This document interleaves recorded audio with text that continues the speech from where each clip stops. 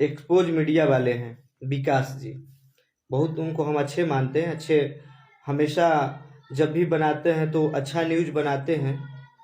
और देख रहे हैं 2 दिन से, पहले आप बात को समझिए विकास जी, आप गाना सुने नहीं है और ये पोस्टर जो नचा रहे हैं ना, दिखा रहे हैं, लड़वा रहे हैं, तो लड़वाने का काम मत कीजिए।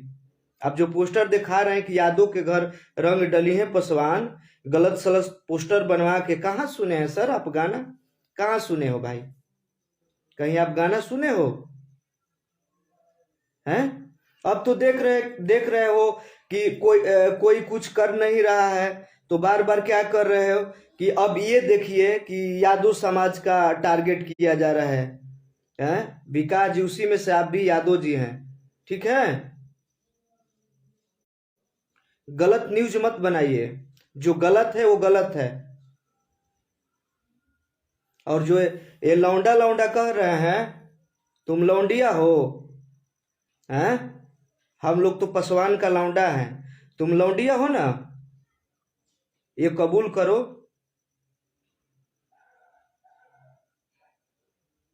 बार बार आके कह रहे हो कि पसवान के 4 गाय के लौंडे हैं, हम लोग लौंडे हैं, तुम लौंडिया हो? बोलो।